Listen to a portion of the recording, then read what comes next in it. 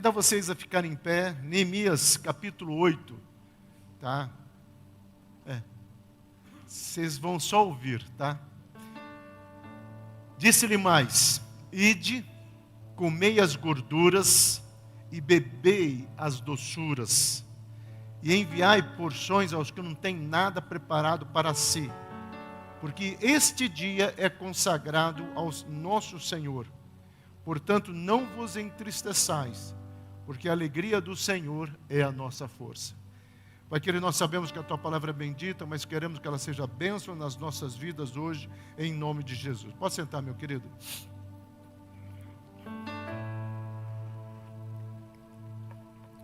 Amém. Quem assistiu ao aulão hoje de manhã, sabe que nós falamos e começamos uma série de estudos sobre os juízes de Israel. E hoje nós estudamos a vida de um personagem chamado Otoniel. Otoniel era sobrinho de Caleb.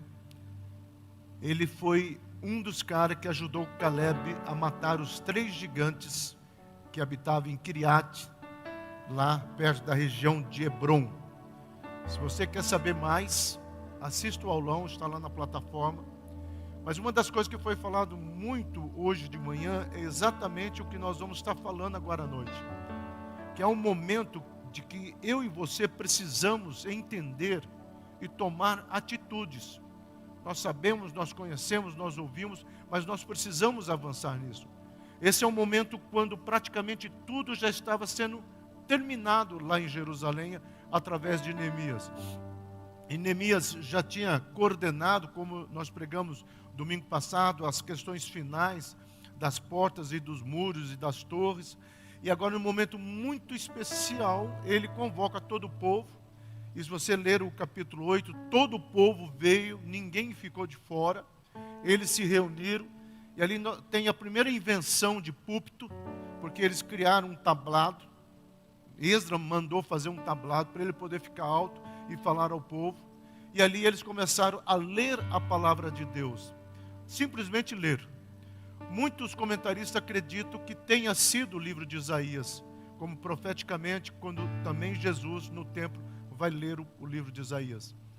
Nós não sabemos qual texto exato ele leu, mas o fato é que quando começaram a ler a palavra, imediatamente começou a surgir no meio deles, do povo, um quebrantamento. Meu sonho é esse, meu amado, é que eu e você, quando começarmos a ler a palavra, simplesmente pelo fato de lermos a palavra, venha acontecer em nós um quebrantamento. Sabe, aquela coisa de você começar a ler e se desmanchar diante de Deus, chorando diante de Deus, sabendo que aquela palavra é alvo, né, para a sua vida, é um propósito de Deus para a sua vida. Quando você começa a conectar nessa dimensão espiritual, meu amado, você começa a sair do determinismo. Você começa a sair daquela teoria de que Deus deu corda no relógio e foi embora. Você começa a sair dos achismos e você começa a entrar numa perspectiva de que Deus está presente sobre a minha vida e sobre a tua vida. Quem veio sexta-feira nós falamos e ontem nós assistimos 4 cultos, eu e a Ângela, pregado na Europa e nos Estados Unidos. E sabe o que é interessante? Que tanto nos 4 cultos, como nos cultos anteriores que nós assistimos, porque na comunidade judaica messiânica, esse momento de mudança de ano começou já na sexta-feira. Alguns vão chamar do toque das trombetas, outros vão chamar de Rosh Hashanah. Eu não vou entrar nessa discussão, tá? Pós-cativeiro babilônio, não vou entrar nessa discussão. Mas o fato é que houve uma mudança de estações que eles acreditam, que nós também acreditamos. E um ponto mais importante é que a palavra predominante que existiu nesses dias e que é profético para esse ano, é que o manancial, o mel, todos sem exceção falaram sobre o mel. Por isso que quando você pegar o óleo, repare no cheiro dele, a essência principal é mel, porque nós estamos profetizando, e o leite também, mas nós estamos profetizando esse tempo de mudança que o Senhor está fazendo, quer fazer e quer trazer à existência na minha vida e na sua vida. Na versão a mensagem está assim, disseram ainda: voltem para casa, preparem uma festa, um banquete com muita comida e bebida. E aqui é bebida, meus amados. Repartam a comida com os que não têm, olha que coisa tremenda. pois este dia é consagrado ao Eterno. Não fiquem entristecidos.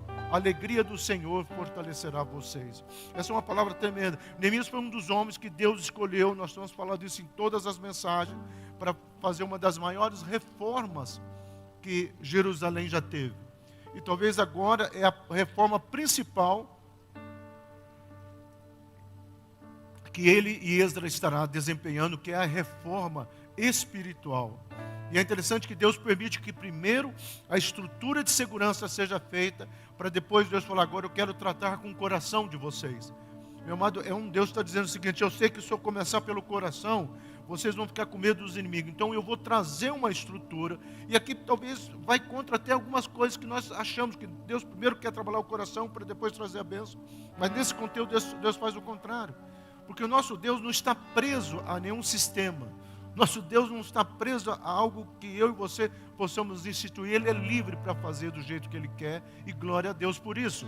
E Ele fala o seguinte, olha, eu vou fazer desse jeito, eu vou trazer proteção para vocês, e depois eu vou trabalhar no coração de vocês. Mas quando ele chega esse momento, Ele fala o seguinte, olha, faça uma festa, encha a mesa de comida, faça pudim, não sei se tinha naquela época, faça um monte de pudim, traga bebida, faça uma coisa tremenda, uma coisa muito boa, mas não se esqueçam de repartir com aqueles que não têm.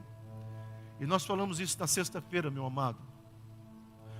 Deus quer abençoar eu e você, prosperar, como nós falamos hoje de manhã também, com riqueza, mas para que eu e você também possamos abençoar aqueles que precisam. Como igreja, nós não podemos deixar de olhar aquilo que Tiago fala. A verdadeira religião é aquela que se preocupa com a viúva e se preocupa com o órfão.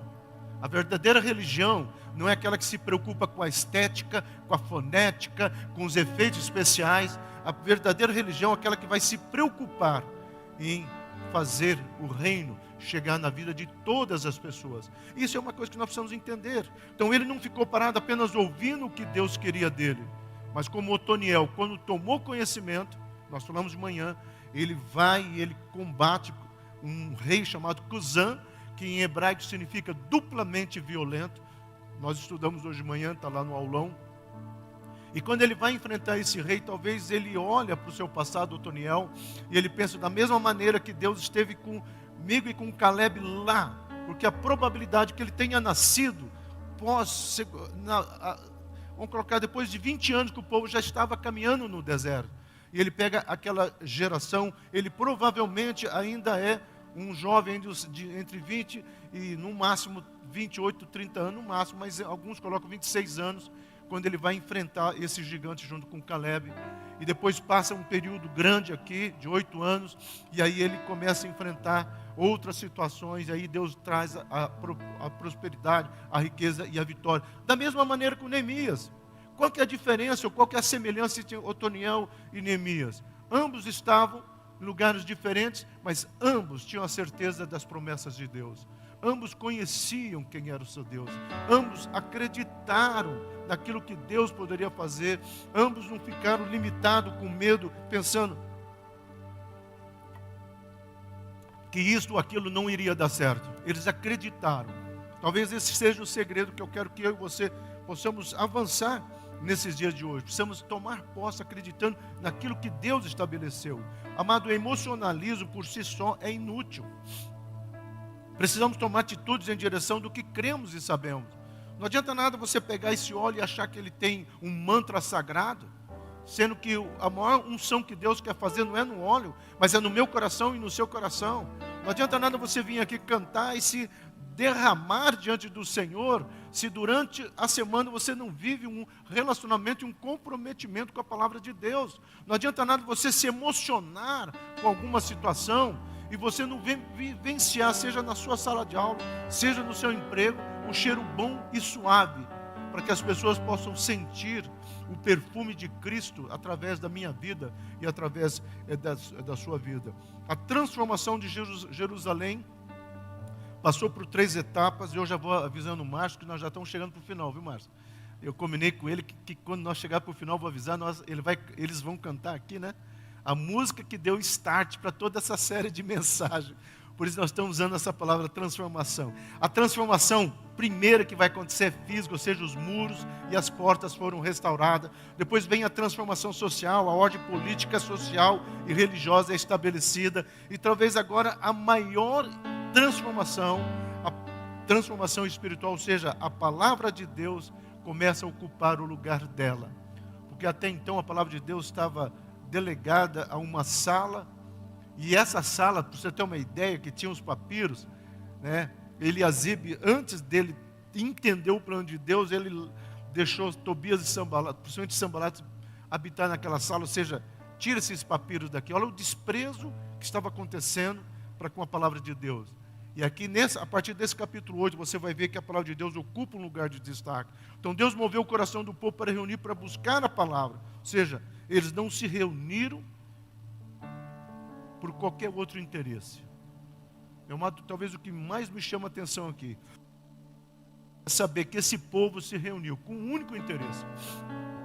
E eles ficaram de manhã até o final do dia, reunidos com um único interesse, que era cultuar e louvar e exaltar ao nome do Senhor. Depois de tudo isso acontecer, que Neemias fala: agora vamos para a casa de vocês, festejam, né? Se alegrem, porque Deus estabeleceu uma nova ordem. Meu amado, a partir daquilo houve um período de prosperidade e riqueza em Israel. Quando há um posicionamento, como hoje de manhã, quando o Otoniel se posicionou, né, eles estavam oprimidos por 8 anos, eles ficaram debaixo de uma escravidão. Quando eles se posicionaram, eles passaram a ter 40 anos de bênção e de prosperidade. Que quando eu e você se posicionamos na palavra, essa prosperidade, ela é dobrada, ela é triplicada, porque Deus tem isso e Deus quer fazer isso na minha vida e na sua vida. Então o centro do culto é a pregação da palavra de Deus. Não havia apenas ajuntamento, mas havia comunhão. O risco que algumas igrejas poderiam e podem ter é que elas têm um grande ajuntamento e talvez nem sempre eles tenham uma comunhão. Isso também pode ser para a igreja pequena. Podemos ter uma igreja de 37 pessoas, estou chutando um número aí, e que de repente tem um ajuntamento de 37 pessoas e talvez não tenha uma comunhão com Deus de 37 pessoas. Porque, meu amado, você já pensou se tiver 37 pessoas em comunhão? Matematicamente falando, que eu e você temos anjos ao nosso redor. Sabe quantos anjos, conforme a Edinalva falou no começo, sabe quantos anjos estarão reunidos nessa reunião de 37 pessoas? No mínimo o dobro. Mas como nós somos forminha, nós temos muito mais anjos, então aí pode ter 4, 5 vezes mais anjos ministrando. Talvez essa é a perspectiva que nós devemos ter.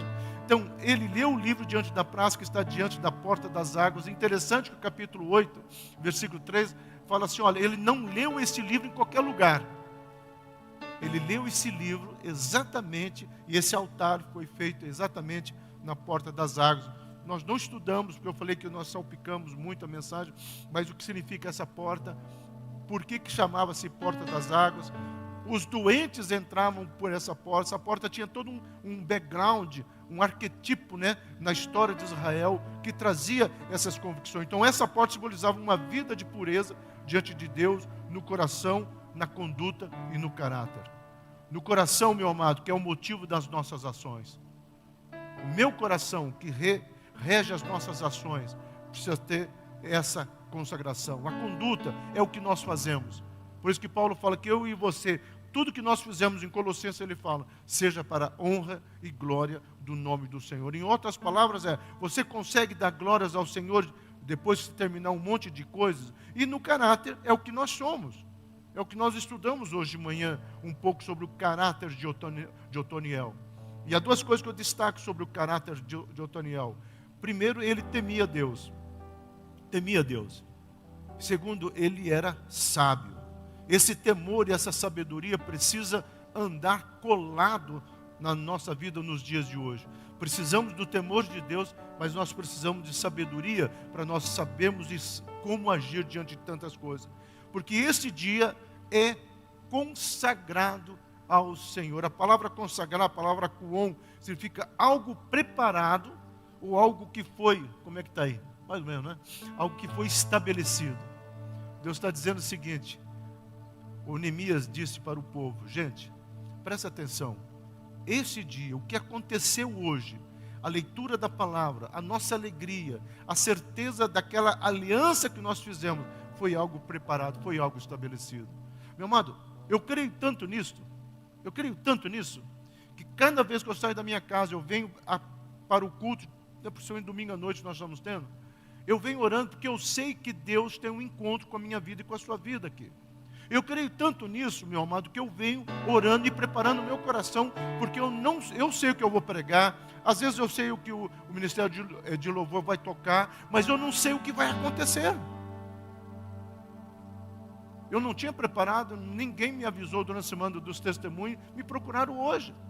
Porque é isso que eu quero que vocês entendam. Às vezes nós temos uma programação, mas Deus tem outra.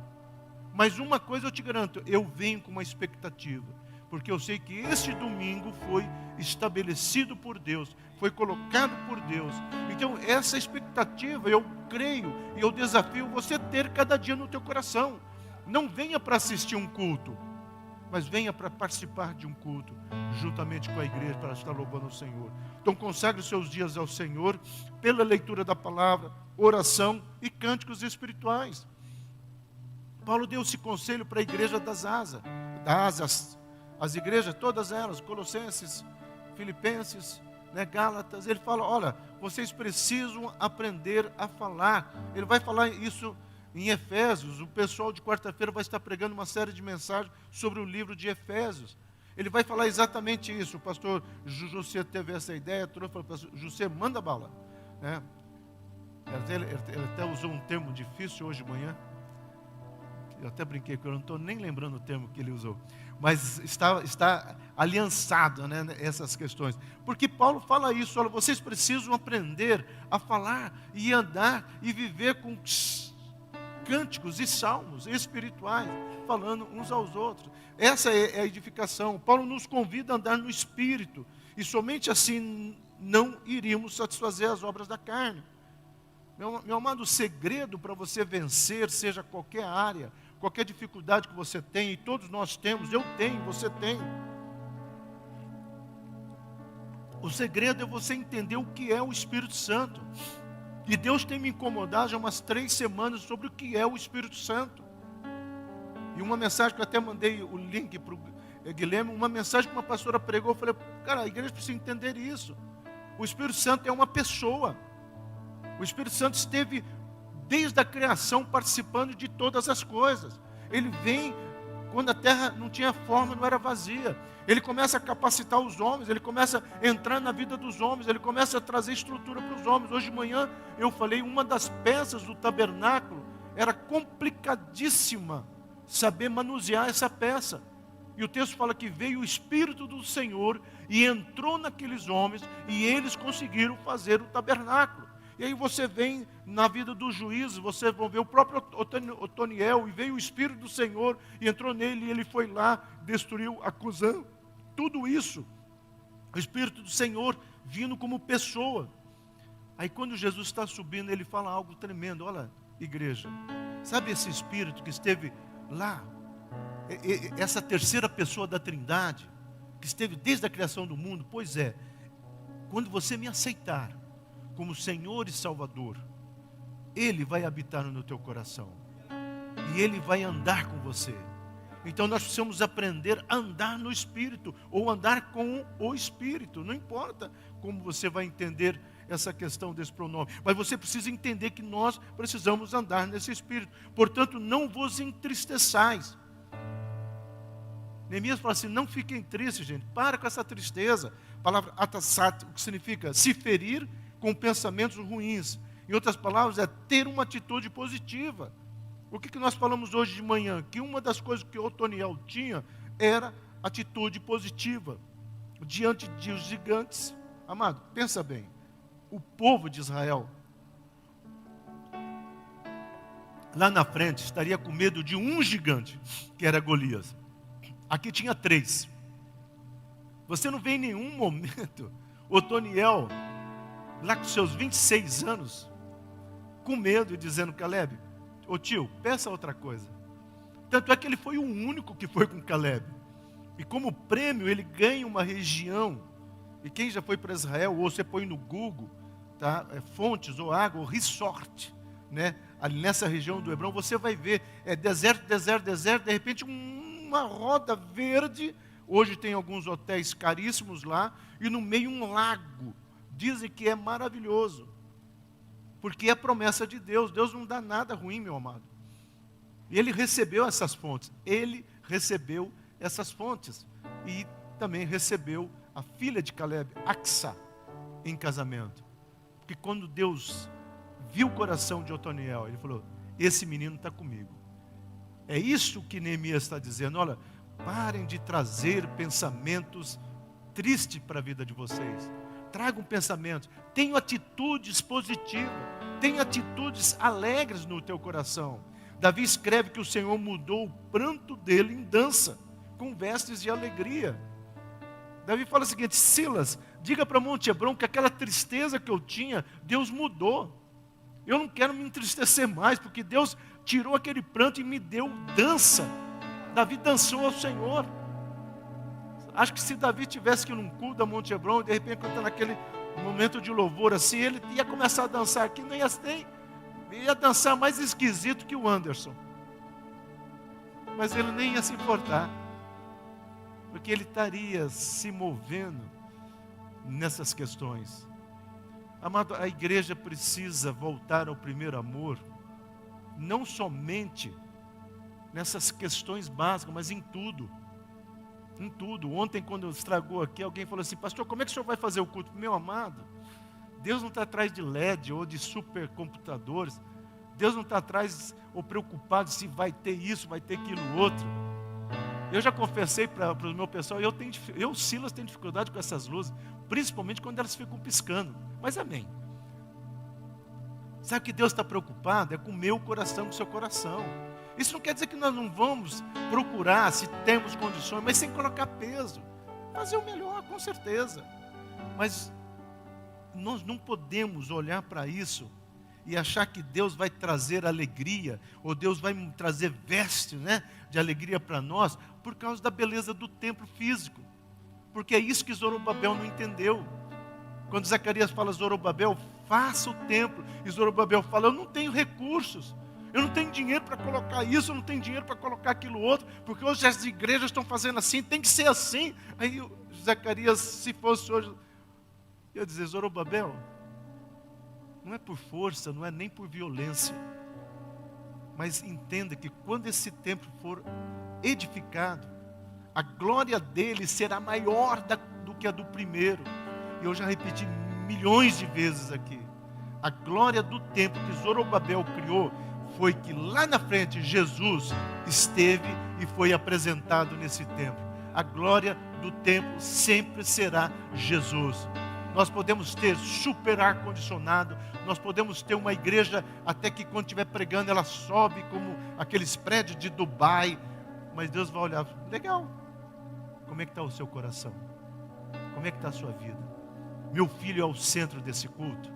Se o meu filho não for o centro desse culto, eu não vou trazer vestes de alegria. Então a nossa confiança em Deus, seja nos dias bons e maus, pode ser avaliada, restaurada e confirmada. Presta atenção aqui, meu amado. Primeiro lugar, pode ser avaliado. Um dos erros da igreja hoje é não avaliar. Aliás, a igreja não está pensando. A igreja está seguindo modismos, e eu digo isso com muita tristeza. A igreja está indo no oba-oba, mas a igreja não está avaliando. Espera aí, isso aí tem consistência? Isso aí é a palavra de Deus? É exatamente isso que Deus espera da minha vida? Restaurada. Nós precisamos de restauração. Nós precisamos de restauração. Precisa ser confirmada. A cada dia precisa ser confirmada. Não é que a música que o Márcio e a Nancy cantaram aqui, ela me levou a pregar. Mas ela me inspirou a trazer toda essa série de mensagens. E quem é que não tem gostado das palavras de Neemias? Você pode pegar todas elas, tem a palavra transformação. Porque é a palavra que me chamou a atenção na letra. Da forma que foi colocada. Mas pastor, eu não conhecia essa palavra, meu amado. Sabe o que é a palavra rema? Quem aqui que já não ouviu? Deus te ama. A gente escuta isso todo dia. Mas não tem um dia que essa palavra parece que ela se torna personificada. Ela se torna o nosso signo, né? Está amarrado. Ela se torna algo dentro de nós. E alguém fala, Jesus te ama. E parece que você começa a chorar porque aquela palavra se torna rema. A palavra transformação fez efeito no meu coração dessa maneira. E eu estou olhando, Deus, está acabando Neemias, eu quero mais. Eu quero viver toda essa transformação que o Senhor tem trazido. Então, no ano novo pagão, há muitas superstições envolvidas, né? Promessas de emagrecimento, promessa de regime, promessa de fazer isso, aquilo. Mas no ano novo judaico, ou bíblico, tá? Há uma renovação da aliança. O que nós fizemos sexta-feira, e o que eu quero que você entenda, meu amado, que esta aliança, segundo Hebreus capítulo 8, versículo 12, esta aliança é uma nova aliança que é escrita no meu coração e no seu coração. Não é velha, não é nova, nós não estamos aqui discutindo aliança velha, aliança nova, nós estamos falando de uma aliança que é escrita no meu coração. E sabe o que ela diz? Sabe o que Hebreus fala? Que nessa nova aliança está escrito assim: do menor ao maior me conhecerá. É isso que está escrito. A palavra conhecer, tanto no grego quanto no hebraico, precisa ter um alinhamento e uma intimidade. O que Deus está falando é que a igreja precisa ter um alinhamento, a igreja precisa ter uma intimidade. Aí eu conheço Deus, você tem intimidade? Por isso que a palavra conhecer, e conheceu a sua mulher, está dentro e está dizendo de intimidade. É algo que nós precisamos estar prestando atenção, porque a alegria do Senhor é a nossa força. Agora para um pouco, igreja. Vou até fazer bum. Essa palavra que todo mundo traduz ela como força, mas no original é a palavra que Davi mais usou, de todas as palavras que Davi mais usou, a palavra maos, que significa um lugar de segurança, um lugar secreto longe do perigo. Então poderia ser traduzido, não vai perder a validade esse versículo, a alegria do Senhor nos leva a um lugar de segurança, a alegria do Senhor nos leva a um lugar longe do perigo. Meu amado, só tem um crente aqui, amém. Deus abençoe, meu irmão. A alegria do Senhor quer nos levar a um lugar de segurança. Um lugar onde... Meu amado, alguém aqui já foi criança? Acho que já, né? Não é gostoso quando você está, talvez com medo do que está acontecendo lá fora, aí a mamãe ou o papai fala assim, vem dormir no quarto. A Cecília deve fazer, sempre está toda deitadinha. Vem dormir no quarto da mamãe e do papai aqui. Aí o menininho vai lá assim, deita, aí vai, geralmente vai empurrando o pai, né? Vai empurrando assim, gruda na mamãezinha assim, e dorme aquele sono. Pai dorme, acorda torto, a mãe acorda com dor nas costas, mas o menino acorda todo feliz. Por quê? Aqui é o contrário, é? Empurra o contrário. Mas como é gostoso, meu amado, né? Você acordar com essa certeza, com essa convicção. Às vezes são essas coisinhas que a igreja está perdendo, sabe? Simplicidade de olhar e de ver a beleza. Esses dias estava uma ventania aqui, todo mundo preocupado. Eu estava ali na frente vendo essas duas árvores que lembram da avó Suzy, né? E elas, Alexandre, né, Alexandre? A gente passou a avó Suzy dando tchauzinho aí para nós. E elas iam e voltavam, ia e voltavam, meu amado. Aí talvez alguém passe e fale assim, nossa, que vento, né? Olha, e nós lá dando risada. Uma coisa tão simples, mas a gente sabia que quem produziu aquele vento foi Deus. E todo mundo falava que esse prédio ia deixar essas árvores paradas, secas. As árvores não dependem, porque o vento do Senhor que está contornando esse prédio. É isso que eu quero que você entenda, meu amado. O lugar secreto é isso, é você voltar a ser criança. É você ser simples. É você entender aquilo que Deus estabeleceu. Então, sua alegria nos dá um lugar secreto, longe dos ataques. E ali podemos reavaliar a situação à luz da palavra de Deus. É isso que nós precisamos entender nesse momento. De tantas crises, de tantos conflitos que às vezes nós passamos. Há um livro interessante, ele, apesar dele ser rotulado como de esquerda, e aqui eu acho uma bobagem, Veias Abertas da América Latina. É um livro que conta a história, a pobreza, a luta, enfim. E às vezes eu fico olhando assim, amado, como que nós às vezes não entendemos o que está acontecendo ao nosso redor, tanta pobreza, tantas situações, e às vezes nós passamos ali é Marechal ou em outros lugares. Às vezes quando eu saio daqui tem várias casas de prostituição. Às vezes nós temos que falar, Senhor, tenha misericórdia. Pastor, mas é só isso, meu amado, já é o bastante. Já é o bastante. Você já pensou se o corpo de bombeiro chegasse numa casa, pegando fogo, aí ele do lado de fora, ele ficasse vendo o Instagram? Já entra. Você gosta, né, Júnior? Aí vendo o Instagram assim, vendo o Instagram, de repente, vamos entrar lá. Nossa, não deu tempo. A família que estava lá morreu queimada. Horrível, não seria? Até que ponto a igreja não é esse bombeiro? Até que ponto a igreja não está olhando o Instagram e famílias dentro de casas sendo queimadas pelo fogo do inferno?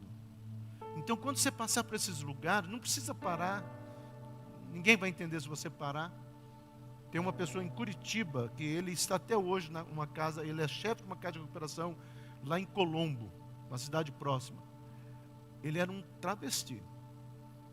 Uma pessoa totalmente envolvida com algumas situações. Eu passei ali a Avenida Iguaçu e Deus falou, prega a palavra. Era 3 e pouco da manhã. E eu pensei, Deus, se eu parar aqui para pregar a palavra e passar alguém, vai imaginar tudo, menos que eu estou pregando a palavra. E eu tinha uma Bíblia, só um Novo Testamento, assim, aquelas pequenas, era quase que lançamento. Eu peguei a minha Bíblia, coloquei um cartão meu, dei a volta no carro, abaixei o vidro, joguei para ele. Então chama, e fui embora. Só que ele me procurou. E ele chorou. E ele falou assim, toda a história dele. E hoje ele está nesse lugar, liderando, ali em Colombo. Faz alguns anos que eu saí de Curitiba, então até 2000 ele estava lá. Às vezes que eu fui lá, não entrei em contato. Mas toda uma história, porque a luz da palavra faz toda a diferença, meu amado. Além disso, a alegria do Senhor também nos dá uma perspectiva eterna. Pois temos um lugar secreto que está sendo preparado. Meu amado, a igreja está perdendo essa perspectiva da Nova Jerusalém. Meu amado, existe uma Nova Jerusalém, um lugar secreto está sendo construído para mim e para você. Ela é real. A pior coisa que vai ser quando chegar, né, e o céu começar a se abrir, e talvez algumas pessoas falem assim, vixe, eu achava que era brincadeira. É terrível isso. É terrível isso. Meu amado, nós precisamos entender que está sendo preparado um lugar e cremos nisso. Então o que eu quero profetizar, meu amado? O manancial, já foi orado aqui, mas eu quero profetizar o manancial, o mel e o leite para esse novo tempo. Que venham os tabernáculos. Daqui a alguns dias, uma das festas hebraicas ou bíblicas, que é uma das ordens de Deus, é o tabernáculo. E o tabernáculo, ele tem um significado, sabe do quê? De dependência de Deus, está vendo? Ah, eu achava que era uma festa judaica. Não, o tabernáculo significa você entrar na dependência de Deus. Eu preparei um estudo para mim, talvez eu compartilhe com vocês, sobre a palavra Kibbur, Yom Kippur. E a palavra Kibbur, ela é formada por uma letra do alfabeto hebraico, que significa uma mão estendida, e ela termina com outra mão acolhida. Então, Yom Kippur é o acolhimento de Deus, quando o Filho dele abriu os braços por mim e por você. Meu amado, isso é tremendo, aleluia mesmo, viu? Tem um crente aqui, aleluia mesmo. Quando Jesus naquela cruz abriu os braços pela minha vida e pela sua vida. Essa é a minha oração. Eu quero te convidar a baixar a sua cabeça agora. Quero te convidar nesse momento a dizer, Senhor, fala comigo. Fala ao meu coração.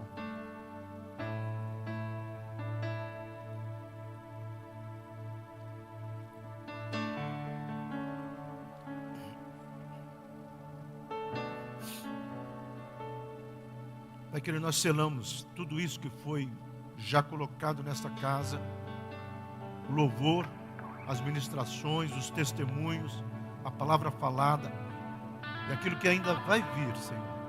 Nós apresentamos diante de Ti e pedimos que esses mananciais, conforme foi liberado na sexta-feira, esse mel e esse leite, Senhor, seja um tempo de renovo, de transformação sobre as nossas vidas, em nome de Jesus.